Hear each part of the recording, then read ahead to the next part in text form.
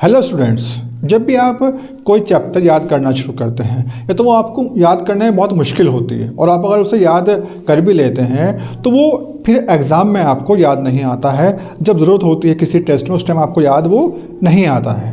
तो आपकी इस प्रॉब्लम को दूर करने के लिए मैं आपके साथ में आज एक बहुत ही सिंपल सा फार्मूला बताने जा रहा हूँ, जिसको रॉबिन्सन ने 1946 के अंदर अपनी किताब द इफ़ेक्टिव स्टडी के अंदर दिया था। और जो फार्मूला है वो फार्मूला है SQ3R।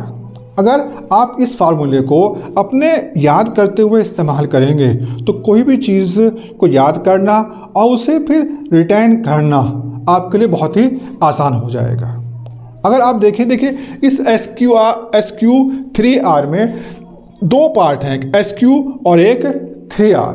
सबसे पहले हम बात करते हैं SQ की। देखिए SQ में जो S है इसका मतलब है सर्वे।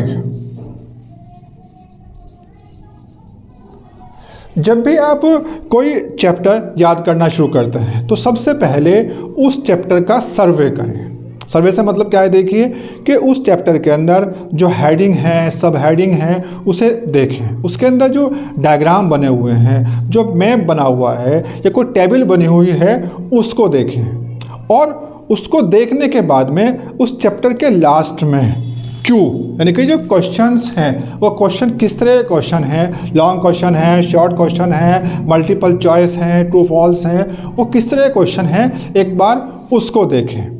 हालांकि आपने भी चैप्टर को पूरा नहीं पढ़ा है ध्यान से, लेकिन फिर भी उन क्वेश्चंस को देखना आपके लिए बहुत ज़रूरी है। और इस काम में आपको 5 से 6 मिनट स्पेंड करने हैं। ये 5 से 6 मिनट के अंदर आप सर्वे और क्वेश्चन वाला काम पूरा करेंगे।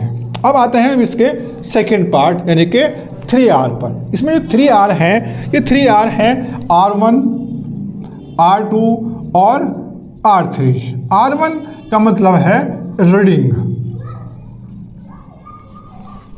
अब आप जिस चैप्टर को आपको याद करना है उसकी अब आप बहुत ध्यान से, बहुत डीपली आपको रीडिंग करनी है। और रीडिंग करते हुए आपको उसे जो भी हेडिंग है उसे मार्क करें, जो उसमें और सब हेडिंग हैं उन्हें आपको हाईलाइट करना है और साथ साथ आपको अपने शॉर्ट नोट भी बनाते हुए चलना है।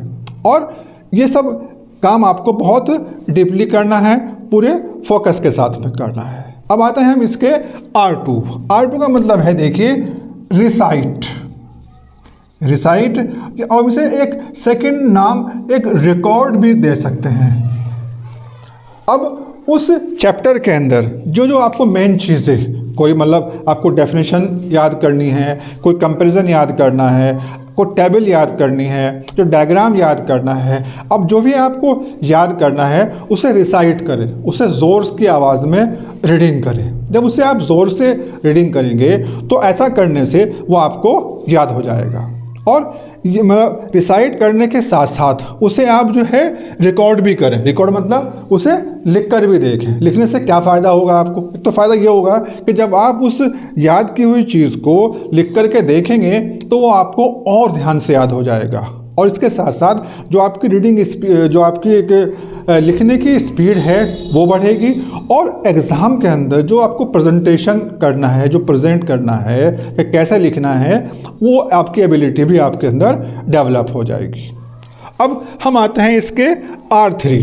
R3 का मतलब है रिवाइज। आपको जो आपने याद किया है उसे आपको रिवाइज करना है। उसे रिवाइज कब करना है और कैसे करना है? देखिए, जो भी आपने आज याद किया है उसको 24 घंटे के अंदर आपको एक बार ज़रूर रिवाइज करना है। अगर 24 आवर्स के अंदर आप उसे रिवाइज कर लेते हैं एक बार, तो जो भी आपने लर्न किया है उसका मोर देन 70% आपको याद हो जाएगा। उसे फिर आप आसानी से नहीं भूलेंगे। लेकिन अगर आप उसे आज याद करने के बाद में भूल जाएंगे, फिर उसे आप 2 हफ्ते बाद, 3 हफ्ते बाद, 1 महीने बाद उठा करके देखेंगे, तो जो आपने आज याद किया था वो उसमें से आपको मोर देन 70% ही आप उसे भूल जाएंगे। और ऐसा फिर आपको बार बार करना पड़ेगा। जब भी आप 1 महीने उठा करके देखेंगे आपको फिर उसे याद करना पड़ेगा, फिर दोबारा से आपको मेहनत करनी पड़ेगी। तो अगर किसी भी चैप्टर को आप बड़े आसानी से याद करना चाहते हैं और उसे फिर भूलना नहीं चाहते हैं, तो आपको इस सिंपल सा फार्मूला आपको याद करना पड़ेगा, इसके अकॉर्डिंग लर्न करना पड़ेगा। SQ3R, सबसे पहले चैप्टर का सर्वे करें, क्वेश्चन देखें उसके, और ये करने के बाद में फिर आप डीपली रीडिंग करें, रिसाइट करें, रिकॉर्ड करें और रिवाइज करें। Revise is the most important part. अगर आप रिवीजन नहीं करेंगे 24 आवर्स के अंदर, तो आपकी जो सारी की सारी जो आपने मेहनत की है वो आपकी बेकार हो जाएगी। मैं उम्मीद करता हूँ कि अगर आप इस टेक्निक को फॉलो करेंगे तो जो आपकी प्रॉब्लम है याद करने की वो बिल्कुल ख़त्म हो जाएगी।